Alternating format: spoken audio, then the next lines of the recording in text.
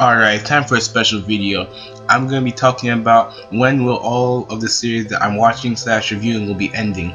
These will include Naruto, Bleach, One Piece, Fairy Tail, Claymore, Freezing, and that's it. But however, I can't do One Punch Man because I'm only reading the Mirai Yusuke version. I'm not reading the one version, so I don't know how much further ahead that one is. I can't even tell at one point that could end because I'm way behind on it. Alright, starting off with the easiest one, which would be Naruto. It was confirmed in an interview with Masashi Kishimoto that Naruto will be ending in 2014. However, at this point, I don't see how they'll be able to beat Madara because Naruto has lost the Nine Tails, Sasuke's been supposedly taken out right now, Hashirama and Tobirama is down for the count.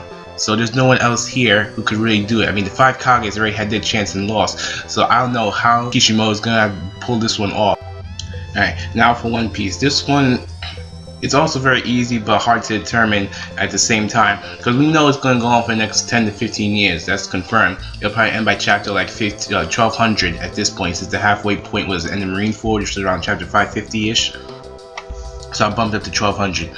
However, I'm not even going to try and mention all the plot threads that need to be tied together, from everything in Thriller Bark and Skypiea to like Sabo to Blackbeard to Kainu and the Kizuru to Fujitora. All these characters that have to be fully fleshed out and developed. And the plus the Revolutionary, it's just too much stuff to even try and put into one video. And now the last of the big three, Bleach.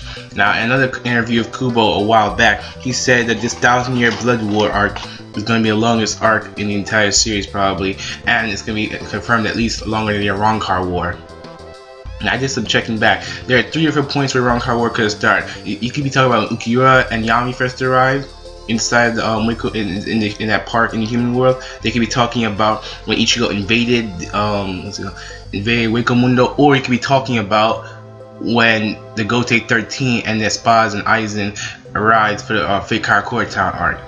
Now, assuming it's the Fate Karakura Town arc, that starts at chapter around 310, goes to 420 at the very end. That's only 110 chapters, and we're about to surpass that mark, how long this war's been going on, in about 5 or 6 months. And there's not enough time to cover everything. So I doubt it's going to be that one. Now the next one, Ichigo invaded Wako Mundo, makes no sense for how it war started there. So I'm going to go all the way back to the first point, and it'd be where Yami and Ukiura invaded the human world for the very first time. It's their first Rancor appearance, which is probably that one. And that one started around chapter 190 and went to 420. That was a full like 230 chapters. As of right now, Bleach started the 1000-year Blood War arc around chapter 485, I think. So we've only gotten about 85 chapters in, so we can look forward to this for at least another around, let's see. So that comes out to around 150 more chapters to go at least before this arc is done. That's 3 years, so it'll be ending in around 2017.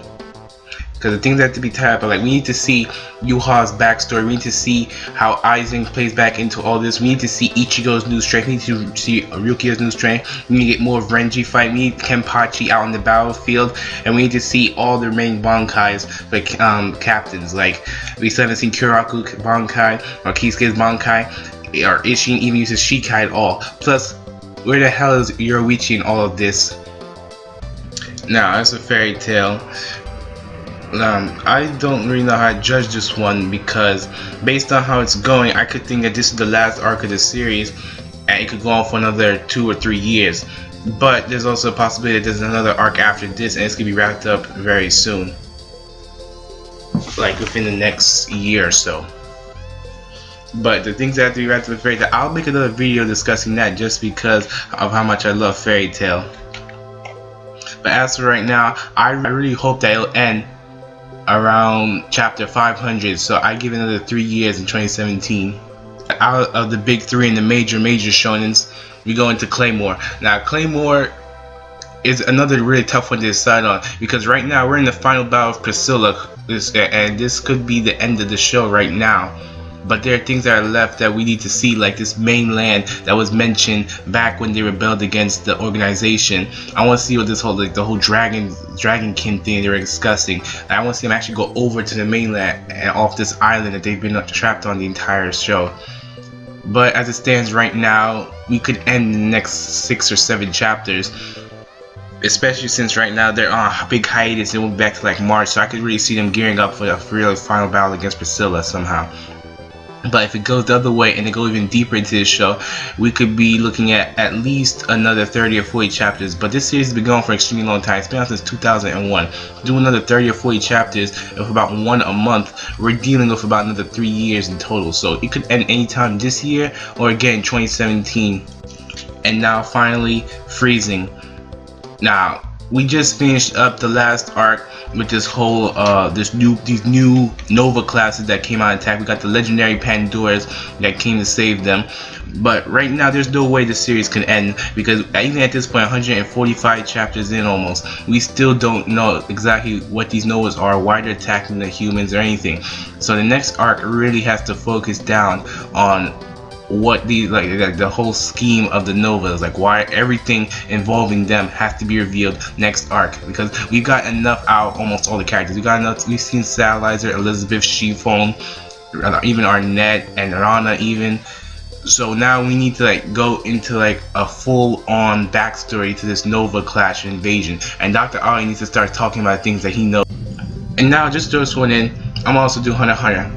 I caught up with this back last October because I couldn't wait for it to Chimera Ant arc to get to like its climax and everything. It was too slow for me, so I caught up with the entire thing in like 2 weeks. I read through from the point I was at before the anime, and now we're stuck at a hiatus where they're starting to talk about the Dark Continent, like where Chimera Ants probably came from, where the Queen washed up from, and everything. So going on from that point, we should probably have a time skip right now when we come back to the next chapter, because there's no way that Gon and Killua are ready to take on the Dark Continent at their current power levels. Jing and beyond, maybe. But if the Chimera Ants were maybe just like low-level species to the Dark Continent, and the King was just like a lowly creature to them, then they need to significantly level up. They need to be at least at Netero's level and beyond that in order to even survive this.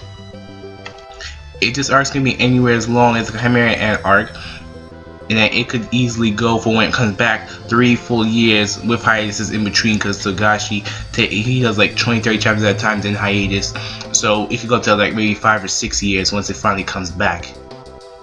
So we're looking at around 2020 for where it finally ends, and around chapter hopefully again 500. That's a nice round number for any shonen. That's like the peak number for any major shonen to end at.